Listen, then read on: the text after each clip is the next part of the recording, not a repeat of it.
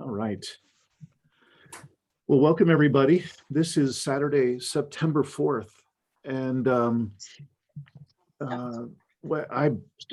delighted by the number of people that are here from either circles that Ken Witt, who will introduce himself in just a moment, has invited, or I'm gonna, let's see, if I could ask y'all to just mute yourself for the moment, and then we're gonna be checking in one at a time. Thank you very much.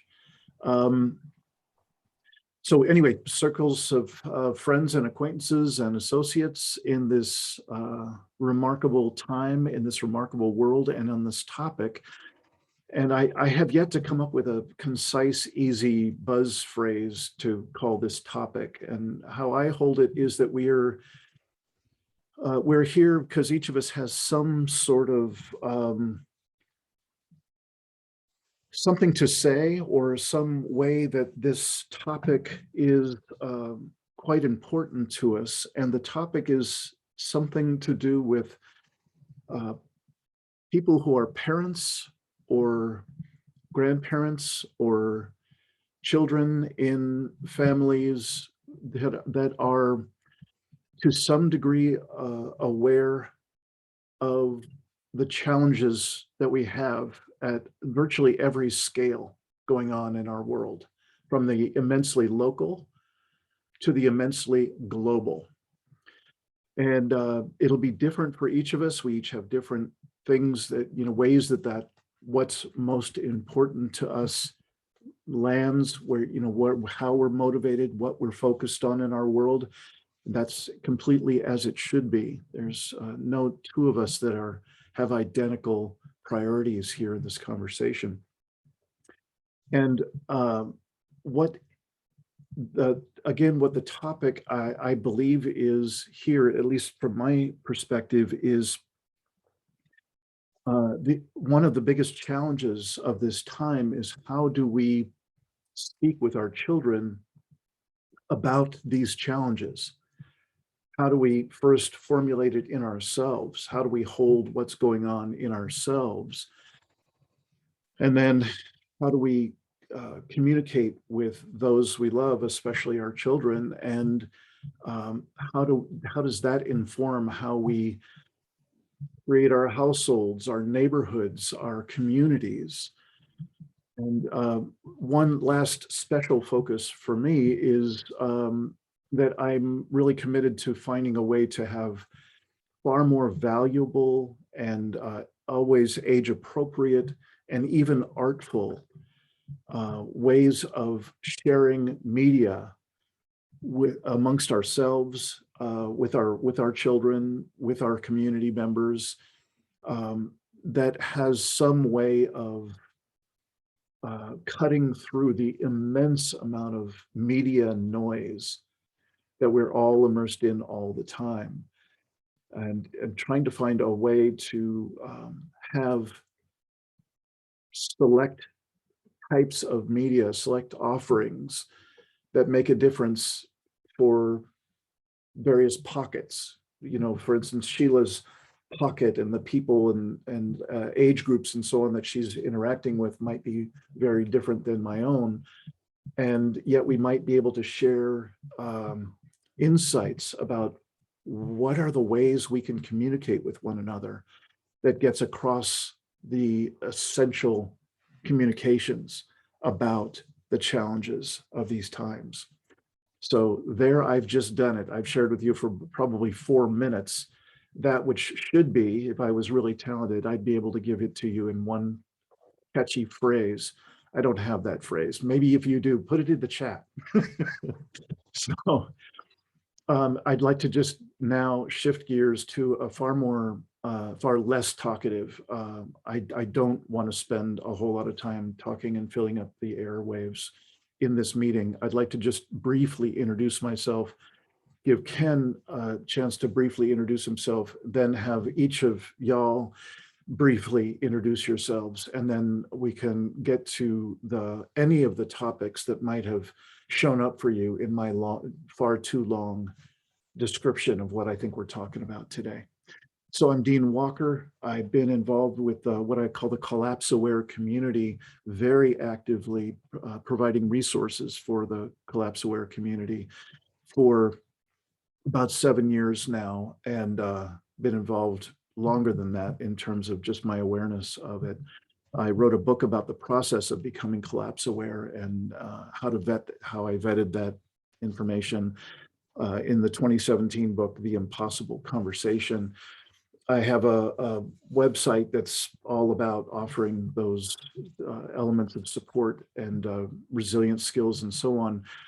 That's called livingresilience.net. It's in my email signatures, and also I'll put it up in, as I hope you will put up your information and contact, your websites and so on in the chat today.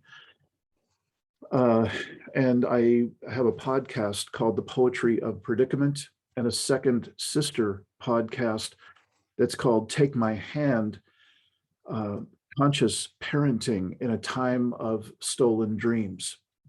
So that show tells you that there's a kind of a side piece of my body of work that is specifically designed for this kind of conversation that we're having today. I think that's plenty for now. I'm happy to speak more if anybody has clarifying questions at any time. But Ken, would you do a little introduction? And yeah, I just unmuted myself. I'm going to moderate the next part of our conversation. And I do have my stopwatch thing here, and we're really going to try to stay within about 2 minutes. And you may see me wave your hand, not to shut you down, but to caution. And I'll simply start my 2 minutes by hitting the button and then saying, I'm an elder in a sense in all of this conversation. I did my first writing about humanity's predicaments and the trouble that we were causing for the planet back around 75. And in the 80s, when I met Michael Dowd, I was writing sermons and messages and beginning to learn how terribly dangerous the predicaments were. But in the last 5 years, I've been in my retirement, I've been pretty much full-time dedicated to learning and writing and contributing my voice. And about a year and a half ago, I published a book called God is Just Love, Building Spiritual Resilience and Sustainable Communities for Our Children and the Creation. And I hoped out of that book to go on the road and talk to a lot of people, but that's not possible. It hasn't been possible since the time the book came out because of COVID. So I've been shifting around a good bit, trying to resort the priorities and the work that I'll do. But I do put out a weekly newsletter called Weekly Whittlings that's found at my website. And that includes a short video, 4 or 5 minutes, directed specifically at children at various topics, including like how we take care of the creation and making topsoil and the dangers we put animals in. And I'm headed in all kinds of directions because we have been recreating our home, the place we live in the hills of southeastern Ohio, as a place where families can come on retreat and learn about resilience and community and the practical kinds of skills that can give kids more confidence that they can adapt and change and be resilient in all kinds of ways. And then I would quickly add, in preparation for this conference today, I've been learning everything I could from a variety of podcasters and authors about trauma and resilience. And I probably later on will contribute some words related to that. So I am going to choose Bill. Bill, would you be our next person to share a couple of minutes? Sure. Actually, I do get your weekly newsletter. Thank you. Wow. And I'll say this: I came to know Dean through Michael Dowd's Post-Doom Conversations. Yeah, me too. But just quick background. I retired after 36 years with the U.S. Fish and Wildlife Service, and retired here in central or north central Georgia. Mainly, we remained here because both of our daughters settled here, and we have 5 grandchildren ranging in age from 20 down to 11.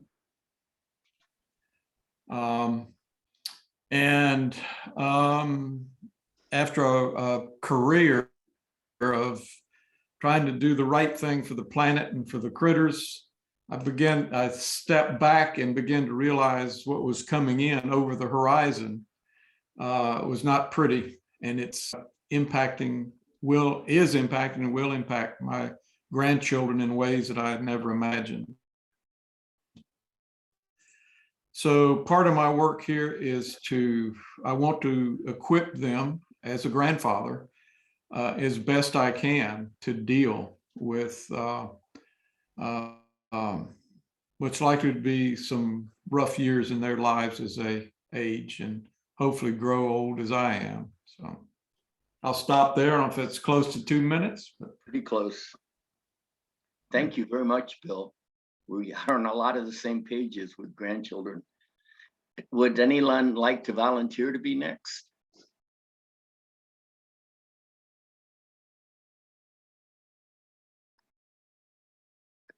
Kay, would you like to introduce yourself, please? I'm Kay Edwards, and I'm an ordained Christian Church Disciples of Christ minister, retired now. I worked most of my life with the denomination in Indianapolis, where I was director of family and children's ministries. I would say now that my grandchildren, I have 3, 2 who live pretty close to me, the other who's 20 and I don't know real well, and he lives in the Netherlands. But my concern for these grandchildren is probably the greatest thing that I'm thinking about and spending time about now. I met Ken, and he's the only one of you whom I know, because as he said, we were both published some books through Read the Spirit. I've mostly been involved in justice issues and particularly racism and peace, but certainly I'm seeing how all of these issues are now tied together.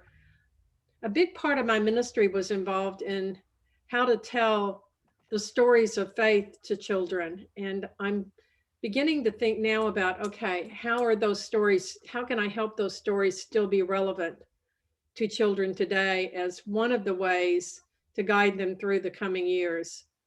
And not just Christian faith stories, but whatever faith tradition people are from. I'm involved in a program called Godly Play or Young Children in Worship, if any of you all have ever come across that. But I would say probably story and our need to know how our own stories and how to talk about what's coming through the media of story. I think that's it. Thank you. Thank you very much. There is a Stephanie, right? Even though I don't see that name. She's smiling, so I was right. There's a Stephanie. Stephanie, would you take a couple minutes to introduce yourself? You're muted still, of course, but we'll get you.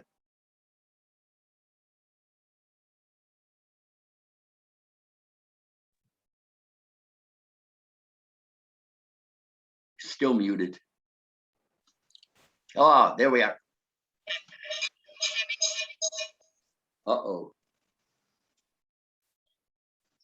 Yeah, the other computer needs to be on mute. You got to say it.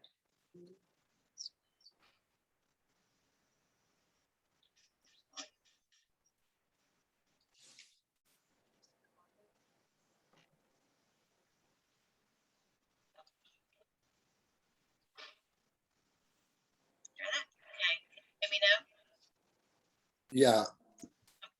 At least you're not echoing.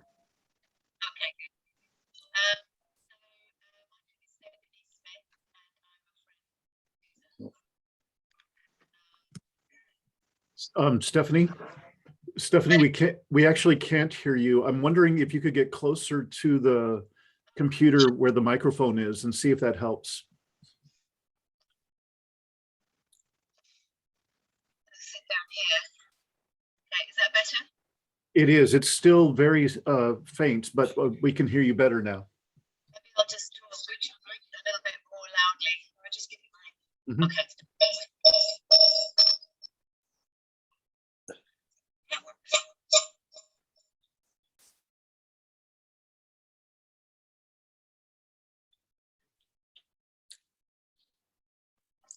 You'll need to unmute again.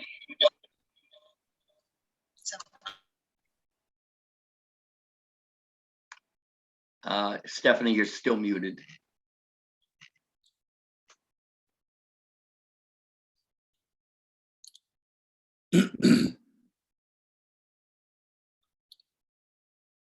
Okay. Oh, Yeah. that's so much better. That's Yay. Okay.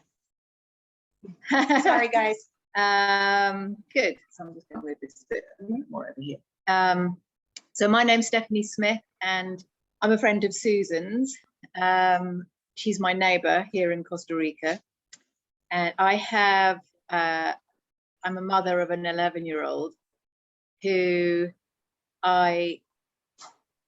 we used to live in the United States in Los Angeles, and 3.5 years ago, because of the whole political system and the weather and the fires, we decided to take a 6-month hiatus and move to Costa Rica for his continued education, to take a little break from the bad air.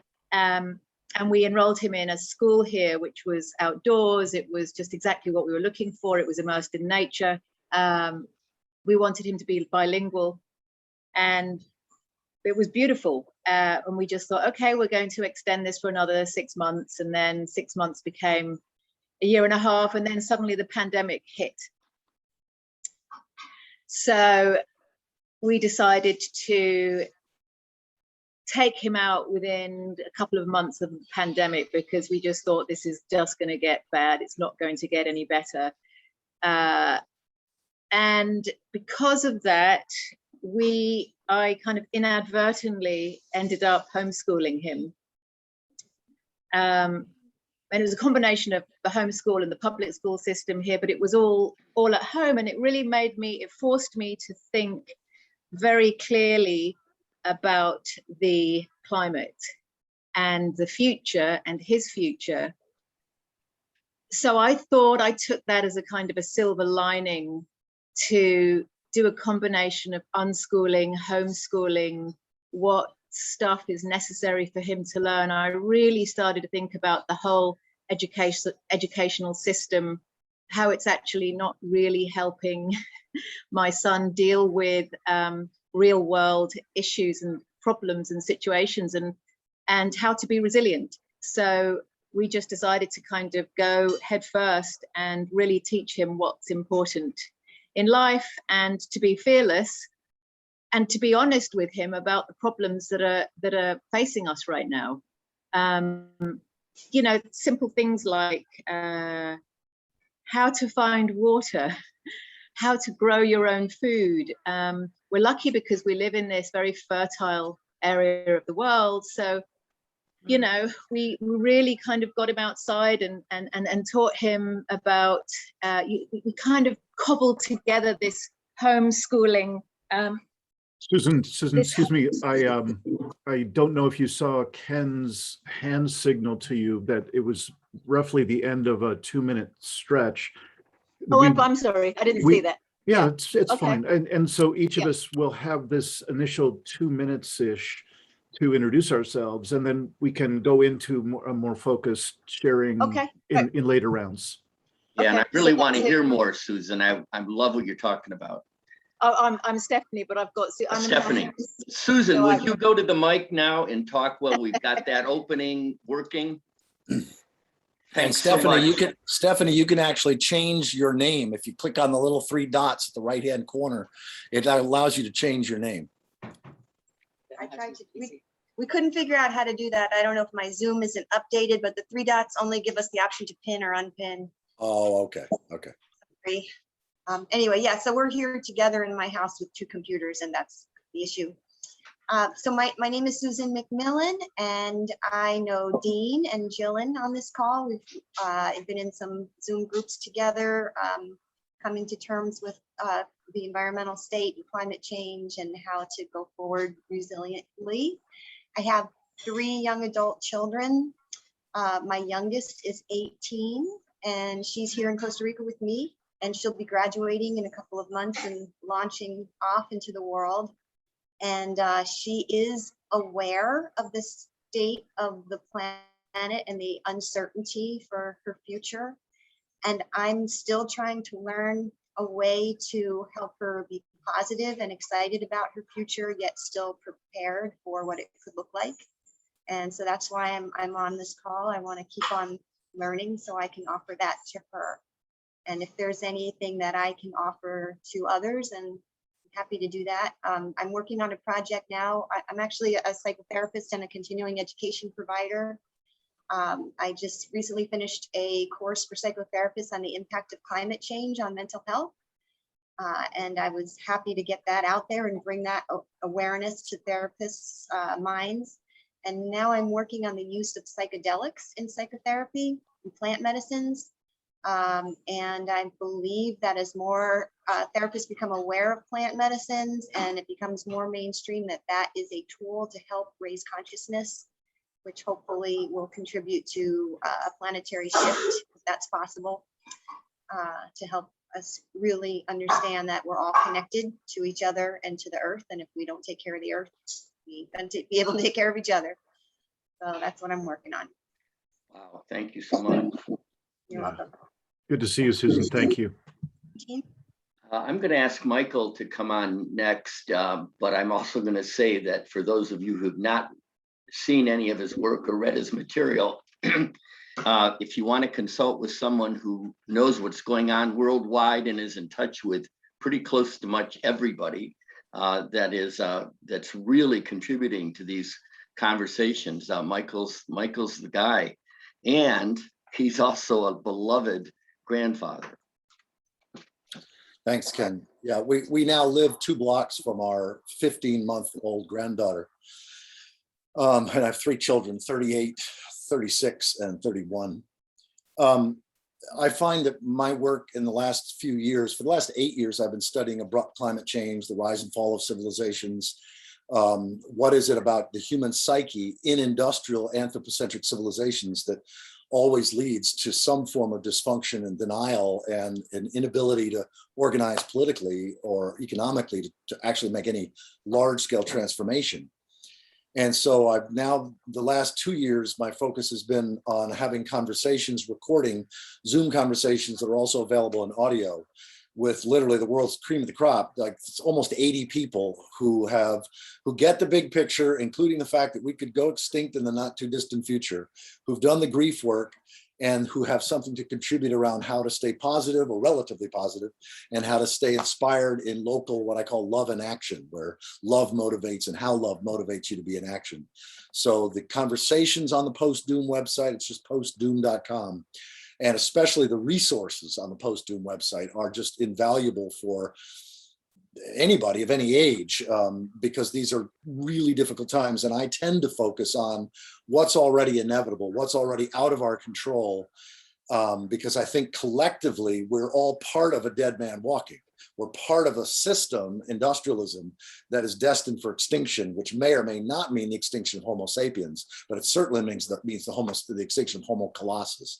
So how to help people move through the doom and scary stuff as quickly as possible and ultimately end up and stay in a post-doom place of inspired local action is what my life's about. All right, you did that really quickly too. Great elevator speech. Okay, does anyone want to go next? Hi, Jillian. I've never met you, but I'm hoping I will in a few seconds. Hey there, Ken. So I'm Jillian, and I've, like all of us, I was born into this predicament, but born in '76, I was really born into it. And I somehow serendipitously got to Dean, not sure how many years ago. And he has served as my guide and mentor and shoulder and lots of things through all of the grief. Anyhow, so I am a child, adolescent, and adult psychiatrist, but I'm also a mother of 3 young kids, 7, 9, and 12. And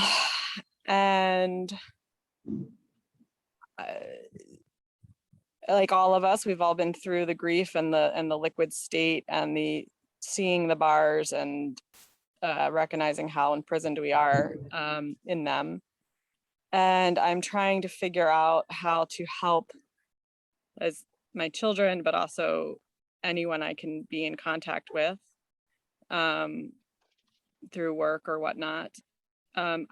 Susan and my paths always are very similar. It's extremely strange.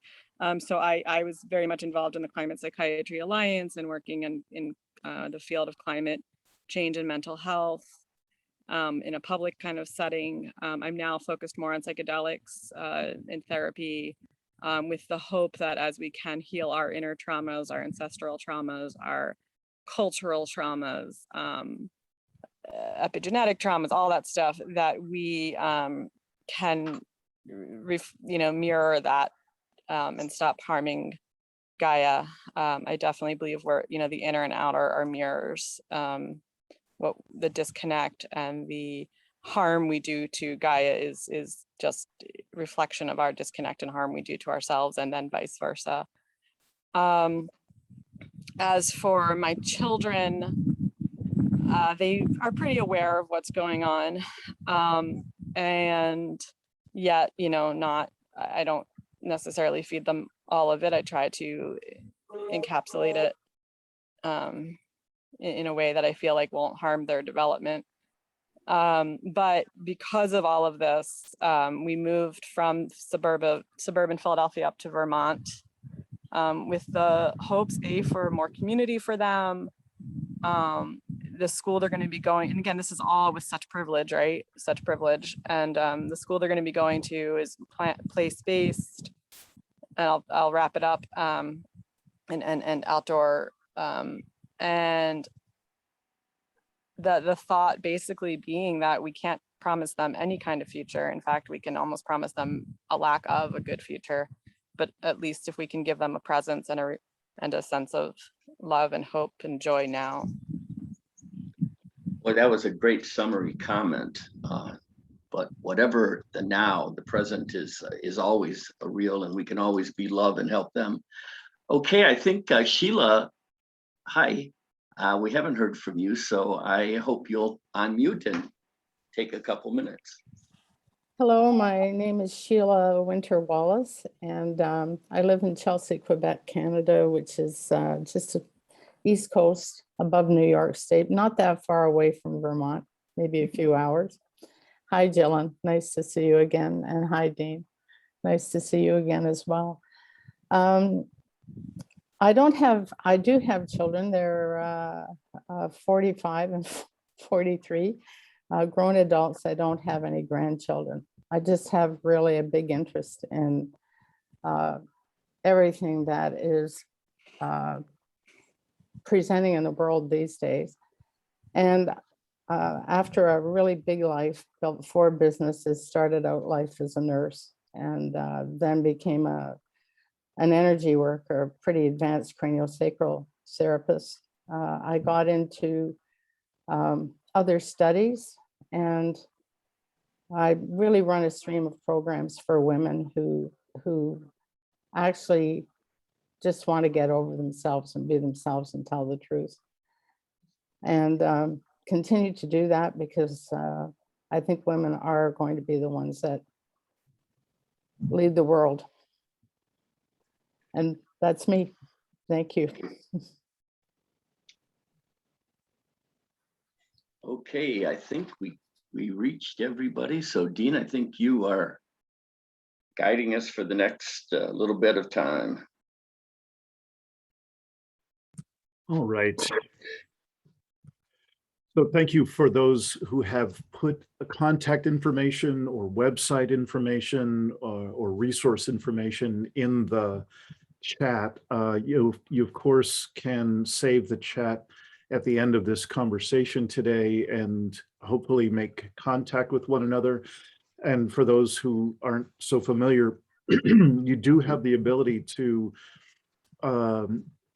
chat between one another. So if there's something that, for instance, you heard something that Sheila said and you wanted to find out, an answer to a question, you can chat with her directly if you'd like. This is very much meant to be an opportunity for us to network in any way that is useful for you. The next layer is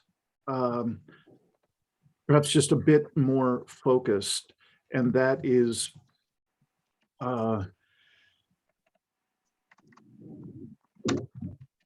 sorry, I'm refreshing my memory on the order of these pieces, so just one moment.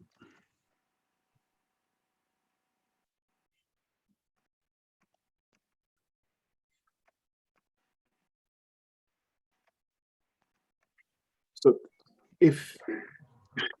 for me, this is the impossible part, and I hope you're better at it. Almost everybody was better at it than me in terms of the first introductory segment. In this round of sharing, we're going to do a very similar 2 minutes approximately each person and so on, to be able to share what are your primary areas of focus or concern with regard to these issues of, if it's family, if it's parenting, if it's how do we Are you intending to skip the next part? Each participant speaks for 2 minutes about the children we love, ages, needs, relationships. I was actually, yeah, no, I It wasn't looked like planning. you were jumping down. No, I was. Okay, my apologies. I think what I'm doing is putting them together. Oh, okay.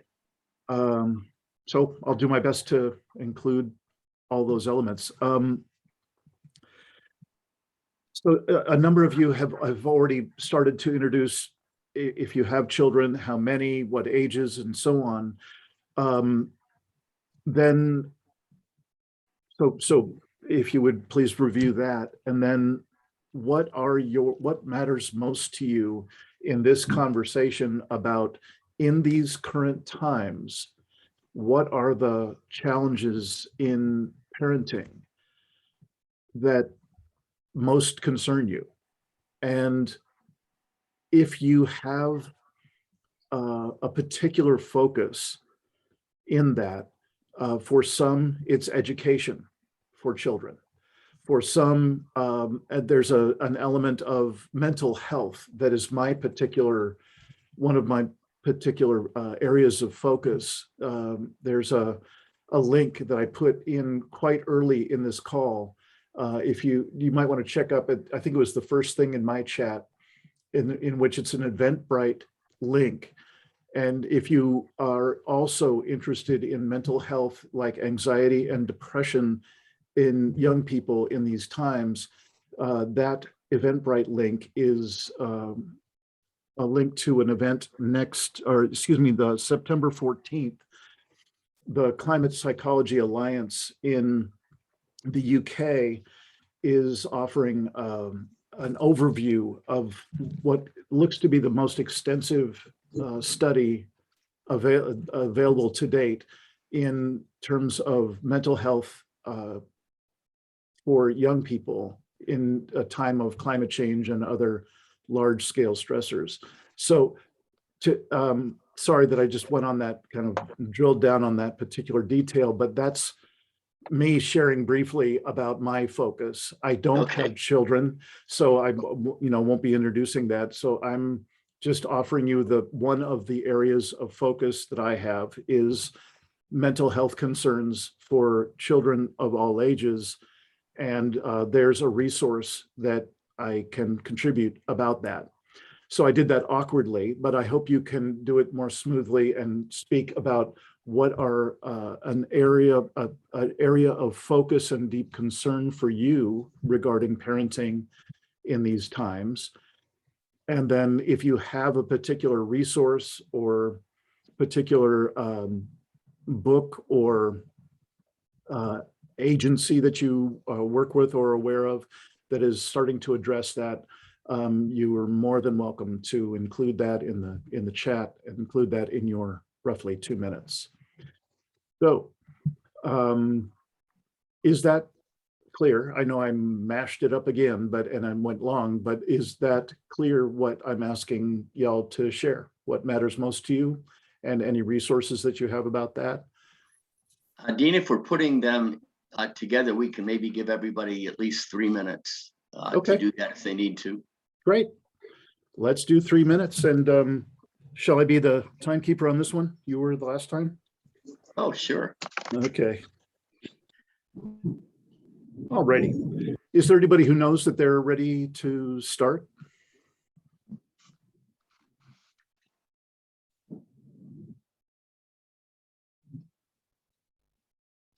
Yeah, I can jump in. And Michael here. Great, thank you. I already mentioned, my children and my granddaughter, but my focus really is on trying to have as little suffering and as much compassion and generosity in the face of the terminal condition that we all have. I think that ensuring the greatest amount of suffering would be to give young people and children the sense that it can still be transformed, that we can still turn it around, that there's still a possibility that industrial civilization can continue and that the consciousness of humanity can be shifted.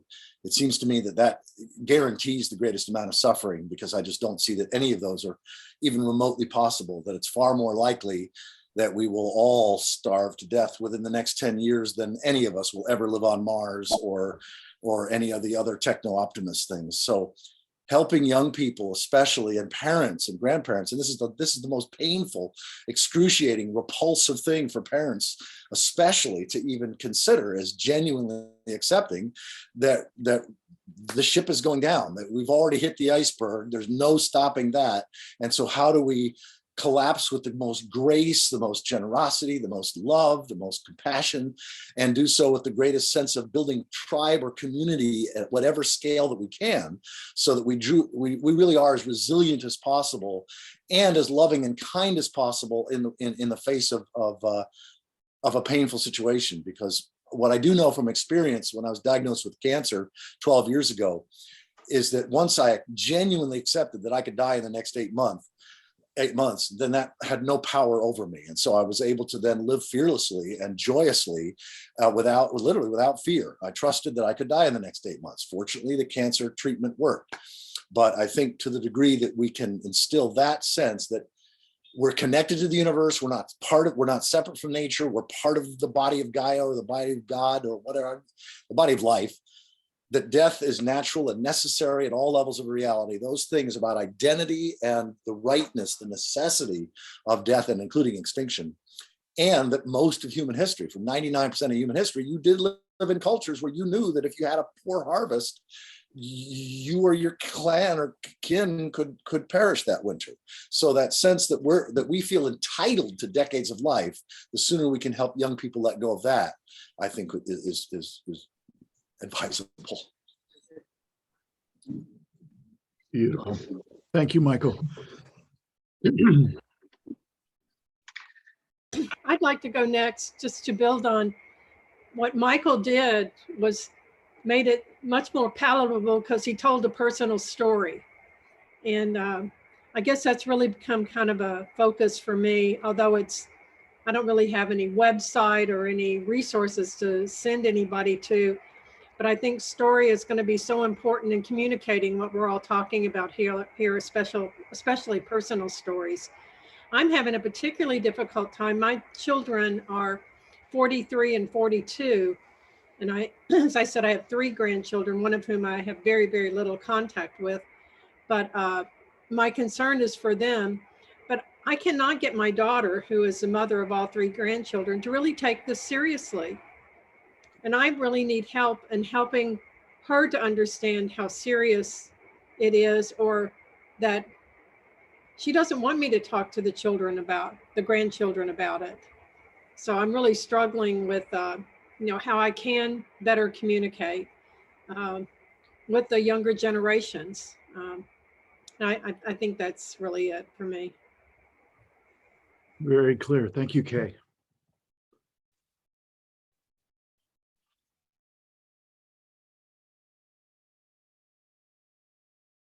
I think I I'll just jump on. unmuted. Okay, go ahead.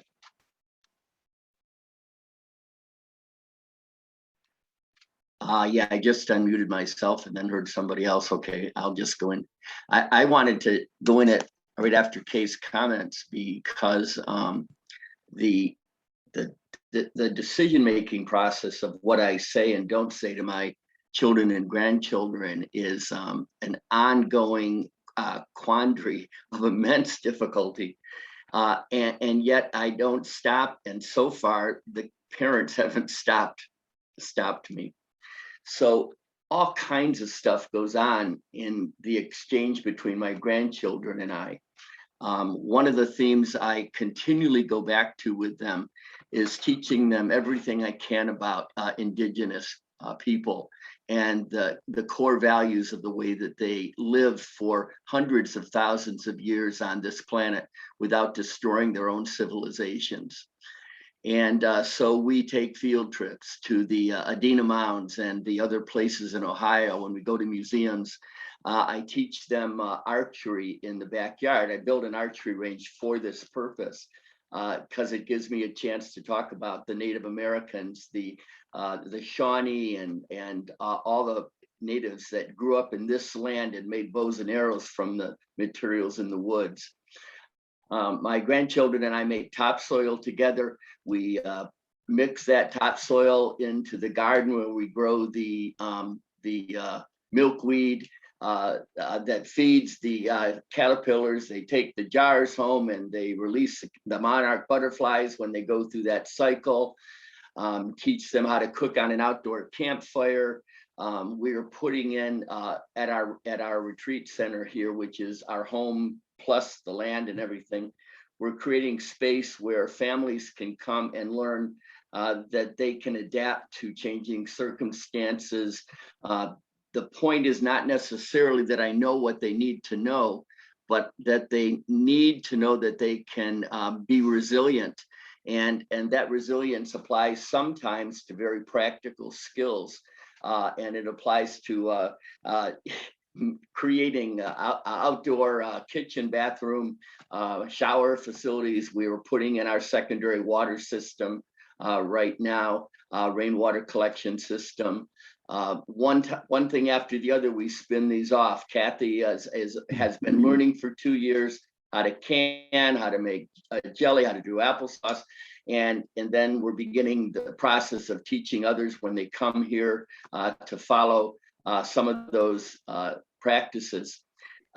So with my 13 grandchildren, and 3 of them are foster kids right now, I am just engaged with that. And I have the 3 younger boys next weekend. And we're going to the Roscoe Village, and we're going to learn about how boats were pulled by horses along the canal and other old fashioned things like blacksmithing and so on. So that is one of the ways I approach this with my own children and family and others. Great, thank you, Ken. And I'm wondering, Jillian, if you'd be willing to go next. I'm particularly wondering if you could say just a little bit more about defense mechanisms that are at times malfunctioning. Yeah, thanks, Dean. So that's what, so anyway, I really enjoyed listening to everybody. And I will say 2 things. So one, the defense mechanism. So this was a large part of what I was working on in the climate, mental health, not so much the anxiety and depression that exists, because that's clear and, for good reason, right? And I think our children the generation we like to put down the most, the teens and whatnot, actually have such their finger on the pulse of all of this, which is part of the reason why they are always on their screens. But so defense mechanisms, I'm sure a lot of you know, but there's healthy versions of defense mechanisms, something like humor, right? Taking humor and using it to kind of diffuse the weight. And then there's unhealthy defense mechanisms. And I think we are stuck in this culture in a lot of unhealthy defense mechanisms. And the big one that it was just, I think, Kay, you mentioned was denial. And I know most people, and I think we've all hit this, really need to be in denial. And it's horrible because when we approach those people and they can't tolerate what we're hearing and we're trying to help, I have to always come back and reframe to myself that like, this is where they need to be for their safety. They're not yet able to move beyond that and crash, because we all know that once you start seeing the shades of reality, again, back to Dean's like liquid state, I think you used a better term for it, but when every wall and foundation starts to rock and you realize everything you've been standing on is shadow and air, that fall that you're about to take is so extreme, especially if you have small children, that you can't hear it. So you build it back up and you shove more air in there and you shove more shadow work in there and you stand taller on it. So I think, you know, Kay, that's sort of what you were sort of hitting on a little bit. And it's that delicate dance of introducing these concepts without, when people aren't really ready for what it entails. Jillian, I'm curious, there's a question in the chat for you. Is there a difference between defense mechanisms and coping mechanisms? Yeah, because yes and no. So some there's and Susan, I might need you to jump in because I'm blanking, but some forms of healthy defense, you know, are forms of coping, like intellectualizing. You know, so let's say, for example, a personal example, my mom has dementia. She got it pretty young. So I can intellectualize that as a psychiatrist and remove my feelings from it and talk about the disease. And that is a form of coping as well. But it's also very much the way I keep it from my heart, you know, just keep it all in my head. Coping can also be more, you know, of an active strategy that's not defense, you know, like things that Ken, you were talking about, right? Like learning these skills, those kind of coping. Although I'd argue there's some defense strategy in that as well, right? Because at the end of the day, one child can't do every skill that's required. And the chance that a community is going to come together, I mean, it's beautiful, and that's what I'm hoping for too. But anyway, I'm probably talking in circles, so I apologize. But so I just think, you know, there's an element, and we've all hit this, of we have to meet people where they are and only nudge them. We can only nudge them so far. And when you're talking to a parent of small children, I mean, our eyes just want to be wide shut. Mm-hmm. I can say that, as you all know well, that when you have guides like someone like Dean, and when you're crashing through all these, you know, I mean, I crashed hard. And that's also what opened me up to the beauty of everything and to the understanding of all these things that everyone's talking about, and the beauty of our existence before this agricultural type existence. And I just, in terms of my focus and concern, and I think why I'm moving into the plant-based medicine and away from climate psychiatry directly, is because of I think that's the fastest way for us to let go of our egos and to let go of our broken culture and to move through and to connect in the ways that the wisdom and I really want to say more intelligent cultures connected to Gaia, God, love, whatever, Mhm. you know, the system. So for me, that becomes my really my primary area of concern. I'm trying to juggle that movement and that learning to also with trying to still have to raise my kids and give them a presence. I'm trying to learn permaculture because I believe that's a tender way to help take care of the whatever land we can. Yeah. And I'm, like Michael said, collapsing with the most grace. And that is my biggest fear, is not that we shall all die, but that we are all going to die in a violent, horrific way that us humans will enact on each other. And that's my biggest fear. Well, thank you, Jillian. And I noticed that there was another similarity between something that Michael shared and something that you've shared. There was these are my words now, just as I interpret what both of you were saying, that there was this immense value of kind of leaning into what is possibly the most difficult thing that we're facing. And both you and Michael described in your own way, leaning into that very, very difficult truth. And that it seemed like you both were saying that there's an immense, rich value in just aliveness and being comfortable in one's own skin at a whole new level, if one's willing to do that leaning in. So again, my words, and I hope I'm giving it some kind of justice that you both were describing. Thank you. Who's next up?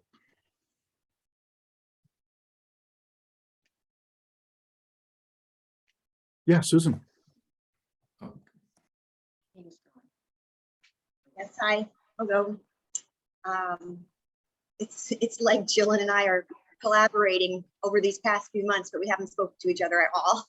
haven't spoken for 6 months or more. Amazing.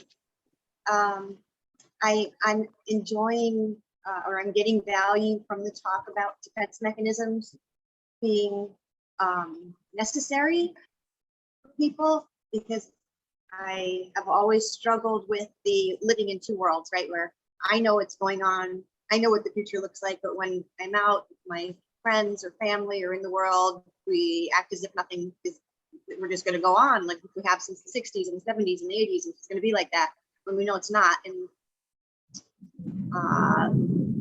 that's why I enjoy these Zoom meetings where I know that everybody is on the same page, but I do still struggle with my kids, how much to say. Kaylee, my youngest, is 18, so she's going off to college soon. She wants to go back to the US. She wants to get her education, maybe be a writer. In the meantime, Matt and I are learning permaculture, moving to a community where other people there are planting fruit trees, figuring out how to store water, how to can vegetables. And she's not interested in that. And she's a young adult, and I can't and don't want to force her to be interested in that. So I guess I don't have answers on. I guess when she's ready, she'll look into those things. But right now she wants to go off and be a young adult and do what they always have done for the last century. So yeah, I guess that's all I want to say. Thank you, Susan. And I would just like to acknowledge you for putting together that continuing education program for people, therapists who have some interest in including eco-anxiety and so on, the climate change as an issue for mental health. I just so appreciate you doing that. And I've been tracking folks like yourself who are content providers for that mental health community. And I've just got to say, I'm not encouraged much. You know, like this study that I offered in the link for in the chat is the first large scale study that I'm aware of in terms of mental health concerns for young people in the face of the challenges that we are looking at.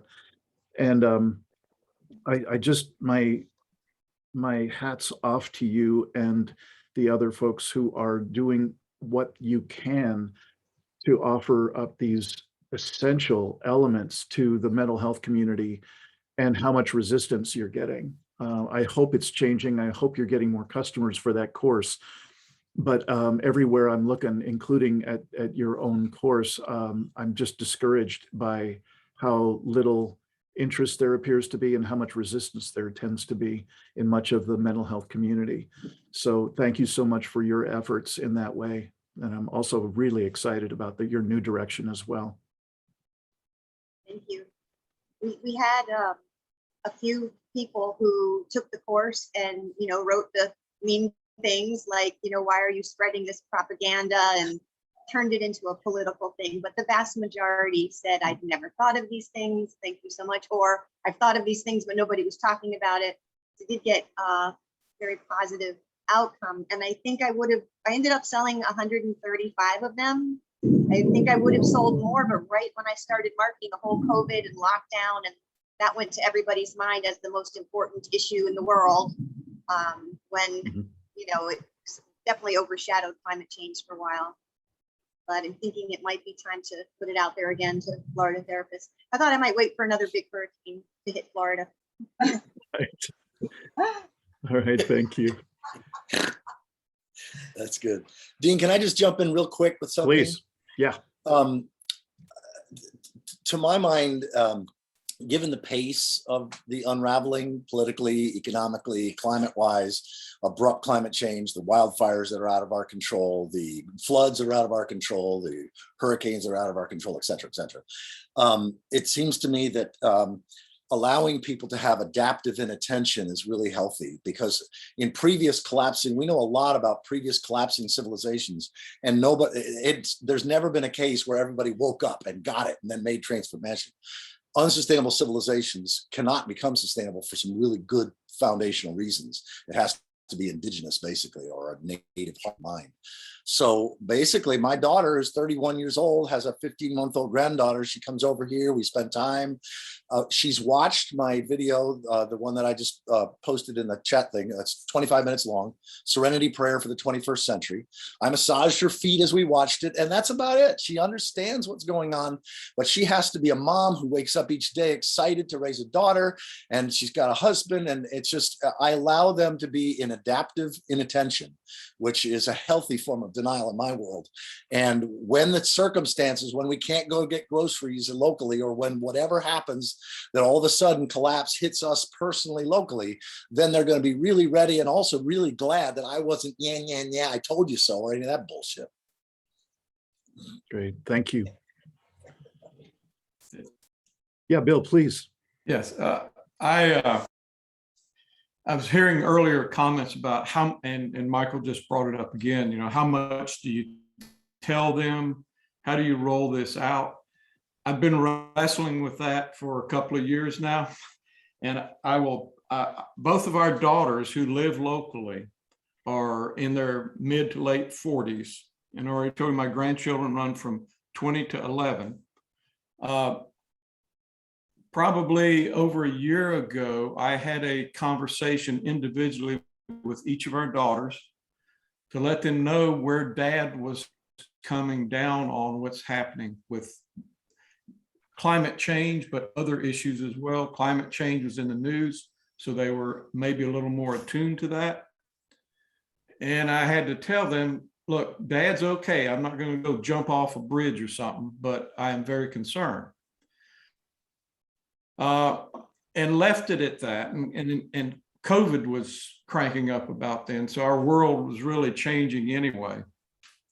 Then probably three months ago, maybe, I shared Michael's interview with Richard Rohr with my oldest daughter. Both of our daughters are active in churches, fairly conservative churches compared to what we raised them in.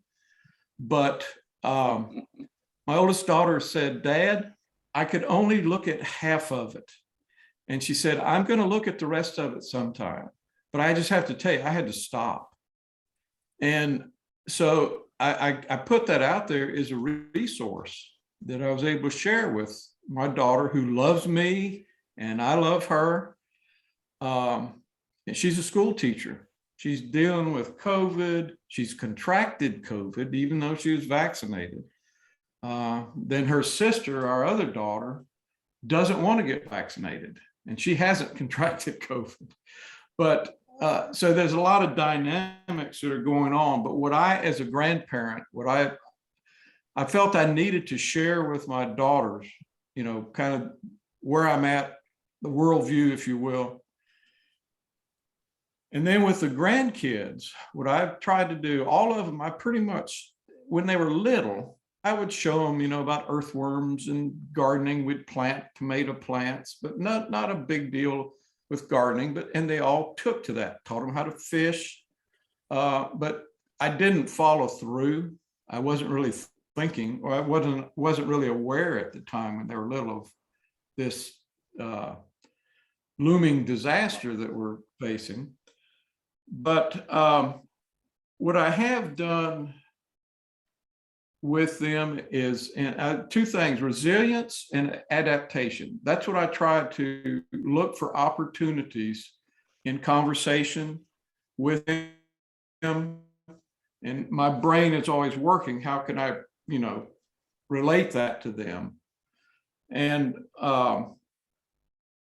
it's also, and my wife and I wrestle with what is the best thing to do. We've begun to reconsider our will, and I say that because, like a lot of grandparents, we thought we would just divide whatever was not a lot amongst our grandchildren. You know, skip a generation and give them something to help pay off their educational debts or something. We began to rethink that in the light of what's going on, and wondered whether one of the best gifts we could give one of our grandchildren is a home that they don't have to pay for, that they can live and maybe, you know, eke out of existence in a very challenging world.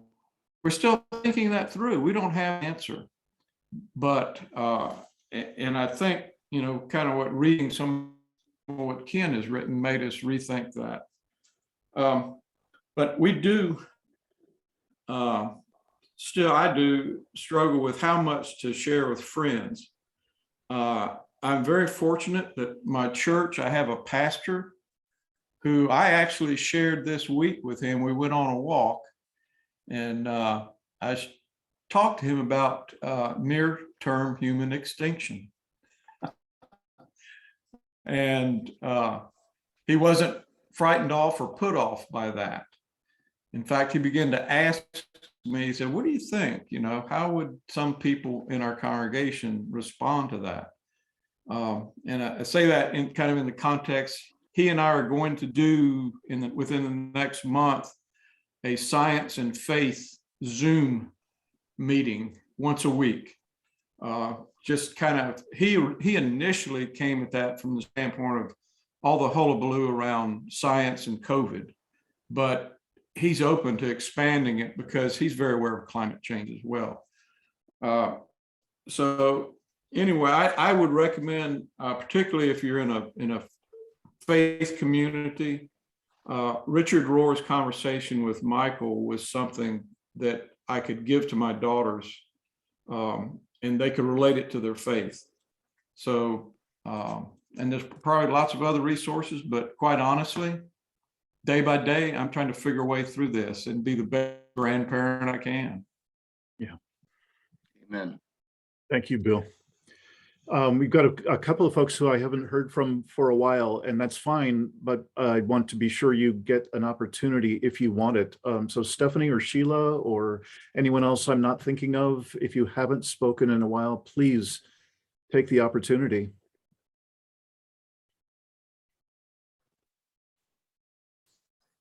Just following up on Kay's words, I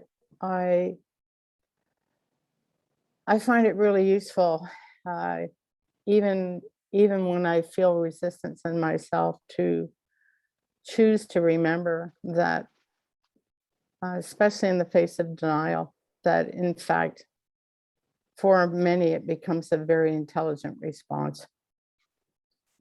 And it gets down into all the compensatory mechanisms that we have at our disposal. And so, you know, my children are older. They live in 2 different cities. I don't have any grandchildren. I'm the only one between, you know, daughters and son-in-laws. And my children, they all chose the vaccine. I didn't. I am now living in a province that has just initiated a passport. So some of the activities that I, you know, I facilitate a lot of rites of passage, and some of those activities now are being, well, not being available. You know, I'm not going to be available to put them through because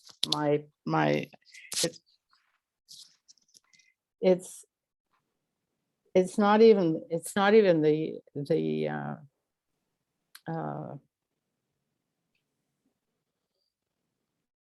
it's not even being like, I'm right, you're wrong. It's not that. I think everybody should choose for themselves. But every time I think about that, I think about the betrayal to my own body. And I certainly did enough of that over the course of my life. So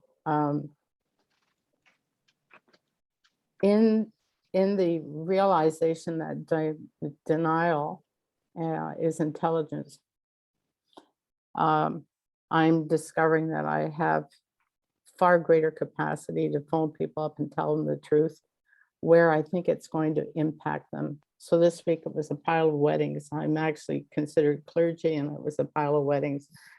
To be able to say to them, I'm not vaccinated, is this going to be a problem for you? And to give them the choice and tell them, listen, you will not offend me. I'm completely okay with this. I will find somebody else, somebody who's right for you. And so far, only one person has said, I have to think about it. Yeah. And that's it, you know. So I think the programs that I continue to run, even though the founder of the programs and my mentor has retired, I continue to run is just strictly because be yourself and tell the truth. And I was listening to David Martin, who's an analyst, the other day, and someone said, you have such great courage to tell the truth. And he said, his reframe was really, I had to think about it twice, but his reframe was, it does not take courage to tell the truth. It takes courage to tell a lie.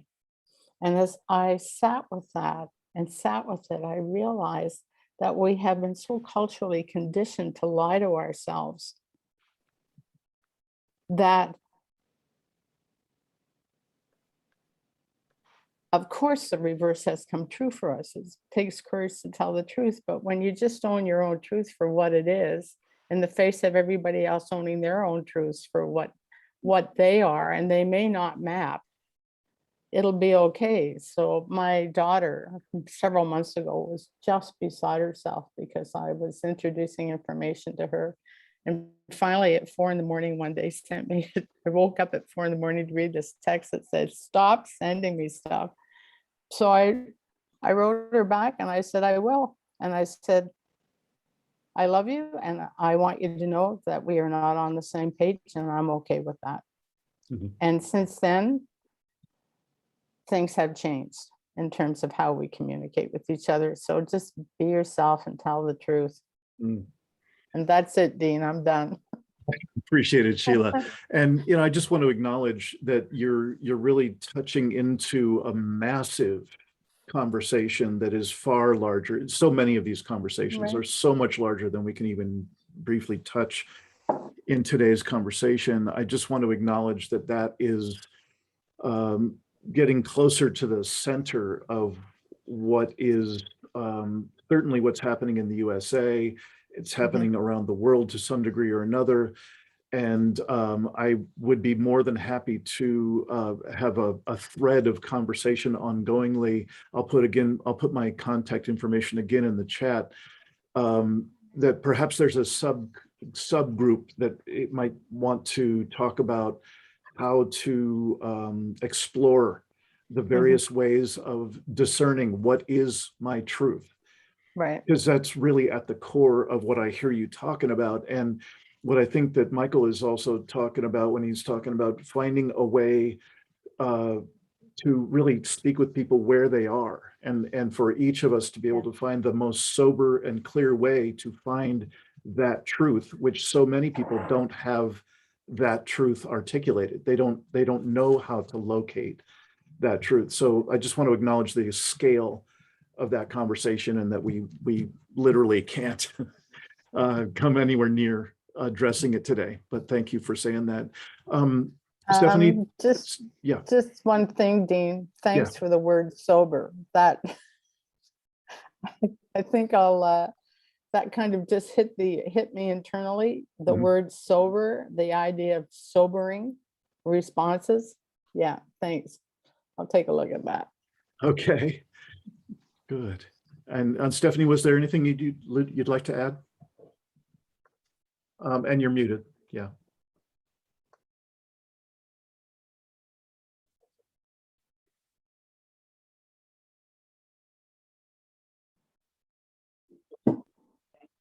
Hi. Hi. Sorry, we're in the middle of a really massive thunderstorm at the moment, so I don't know if you can hear me. Yes, can hear you just fine. So I just wanted to say regarding, this culture or non-culture of death, the fact that we don't ever, discuss death in a normal way or any way other than just in a fearful way, that it should never be discussed. I'm a filmmaker and an activist, and one film that really kind of has, I always think about, it's called Melancholia, and it's really about the end of the world, set in a castle with a dysfunctional family about to get married, and they have no idea that the world is about to end the next day. It's an amazing film, and I always think about it. And the final scene is the two sisters and their child on top of a hill are really coming to terms with the fact that there's another planet about to collide into Earth, and that's it.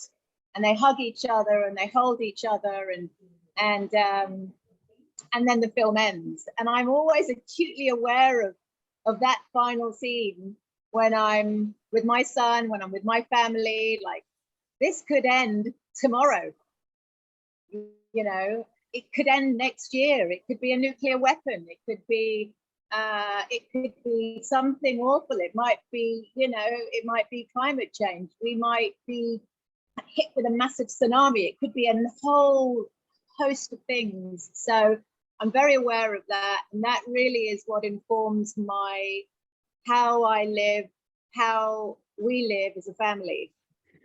And that informed the decision to take out our son from a really lovely school and to explore another way of being together, having, he's 11, he's precocious, he's very difficult to teach because he always talks back and he's always questioning me and he's always asking questions. So it makes it a little bit difficult for me because I'm not a teacher.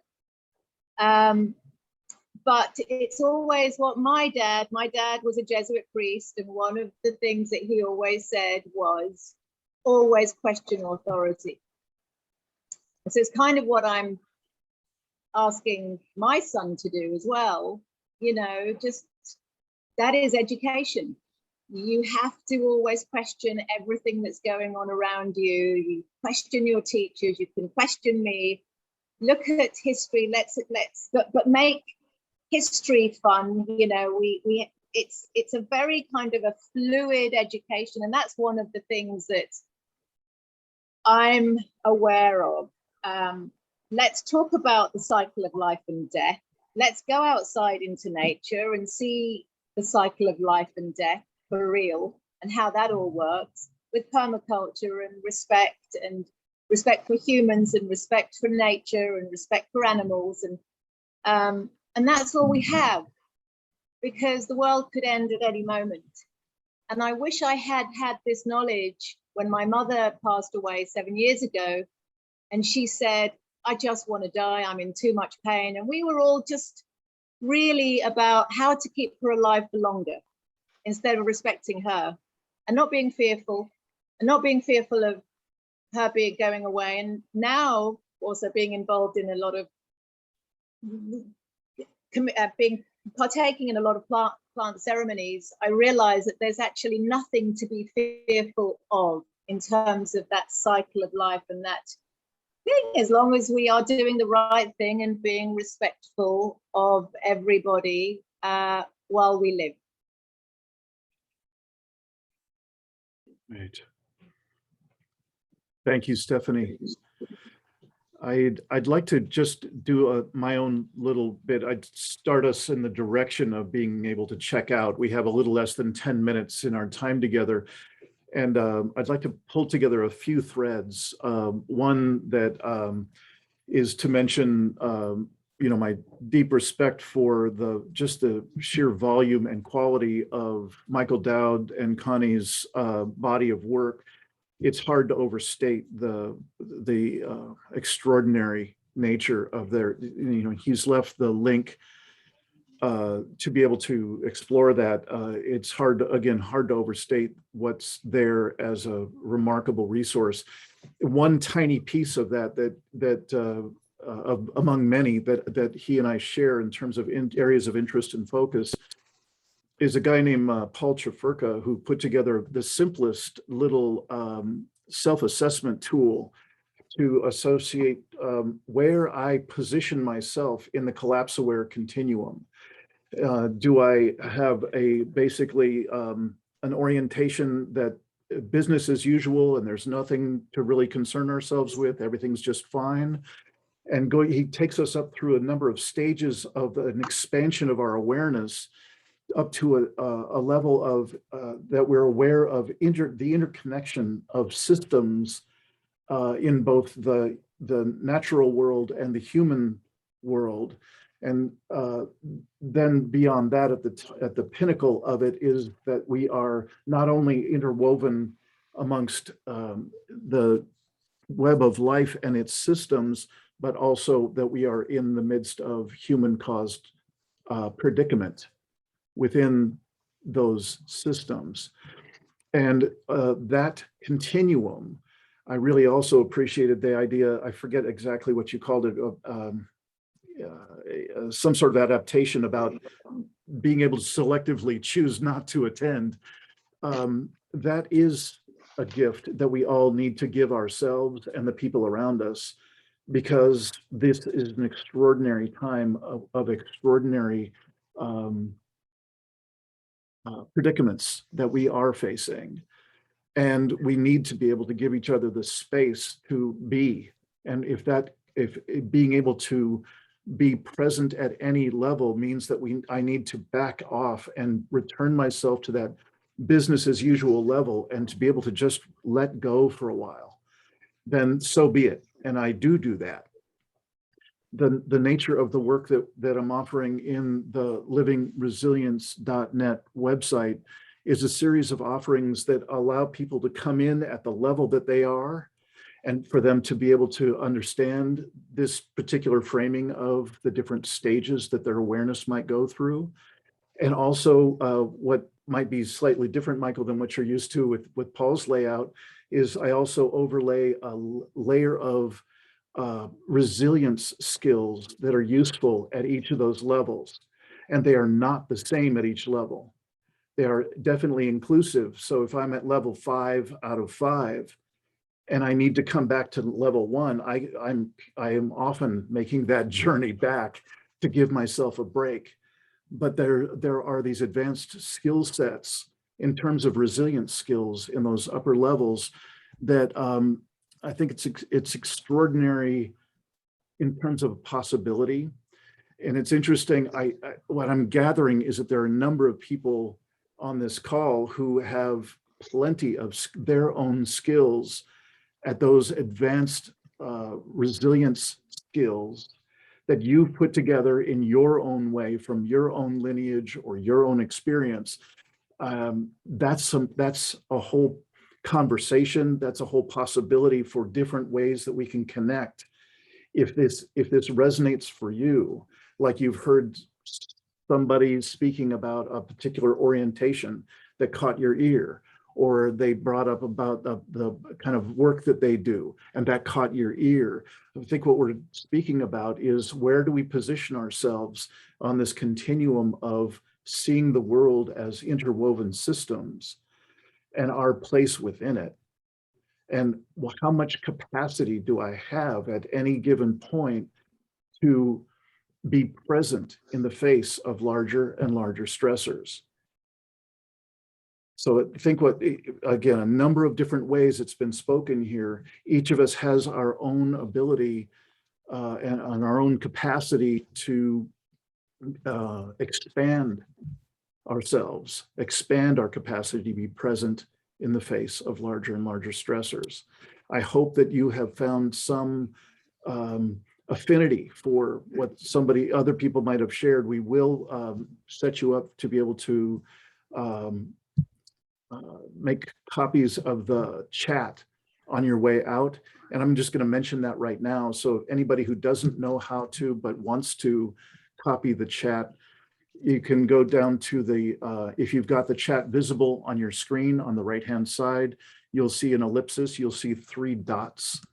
And the first choice in those 3 dots as it drops down is Save Chat. So if it just doesn't work for you, you can't figure it out, you can definitely send me an email and I'm happy to send you a copy of the chat. So that's enough of my completion for this time and my little logistical help for the saving the chat. And the last thing I would say is I just so appreciate, these are the times of far too much screen time, far too many Zoom calls, far too much of this kind of flat screen engagement with one another, but it's the best we can do. And so to whatever degree this is just another, hour and a half and it's too much, thank you for getting through that and presencing yourself on this call. What a remarkable bunch of people.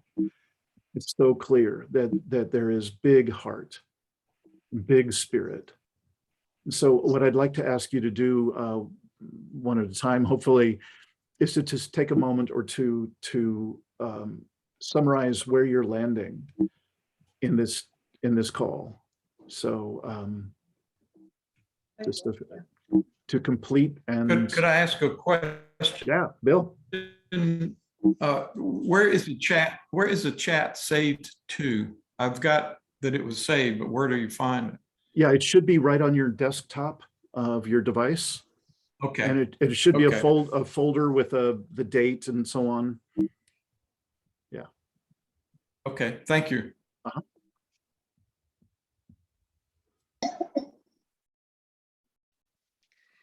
Yeah, I want to just take less than a minute to add that in the last few days, I've been learning everything I could about transformational resilience and some primary people who are putting out awesome material on how to help folks find a much easier way than 10 years of psychotherapy which I did, by the way, to teach children, teach others how to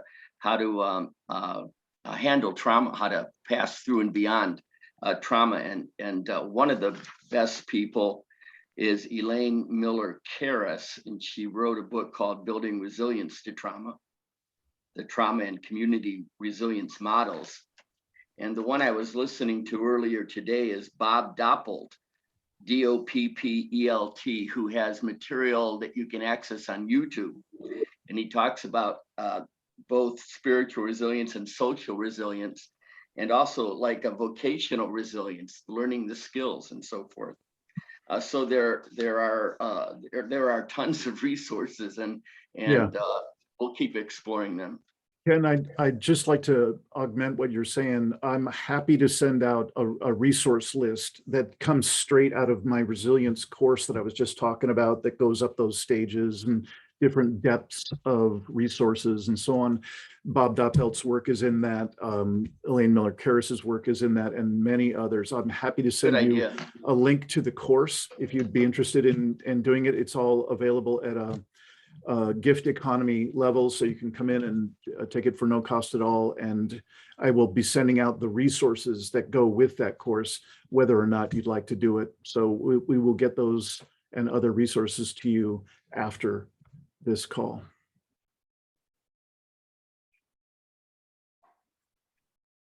I've got nothing to add other than gratitude to the both of you for having this offering, for each of you for being here and participating. And all the good resources I would have to offer are on postdoom.com. All right. Thank you, Michael. Thank you, Connie.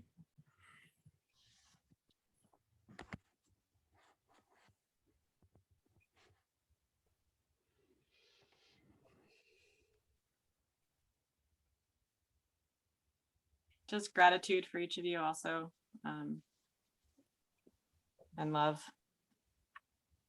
And love and prayers to all the children.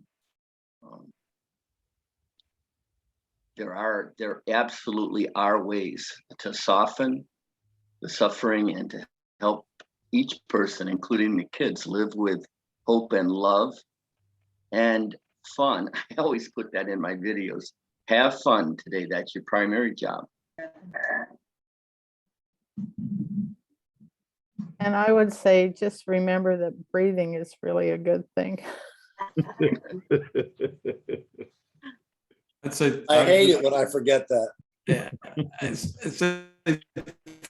thank you, and thank you for the conversation and conversations to come. Yes, I'm very grateful to each and every one of you. Thank you for inviting me to be a part of this. I look forward to future conversations. Yeah, I look forward to hopefully reconnecting with you at some point about your emphasis on personal stories as the delivery mechanism for all, many of these important issues. I think you're right on something there. Thank you very much for that.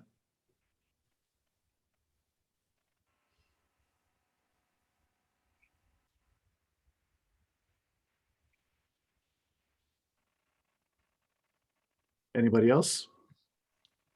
Stephanie No, yeah, or thank you. Susan? No, thank you. I found it really helpful. Great. Yeah, thank you. Really amazing conversations. Thank you so much for inviting me, Susan and Dean, for letting me be part of this conversation. It's excellent. I look forward to more. Thank you. Is that everybody that wanted a chance to complete? Thank you again so much for your time and attention and heart. And we will be happy to get out this resources list to you. And I just wish us all extraordinary, good, opening hearted times in this coming chapter. This has been already, this year has been more of a challenge to my capacity to be present in the face of larger and larger stressors than I could have imagined. I wish us all the best in terms of expanding that capacity as needed. Thank you so, so much. Bye-bye. Bye, guys.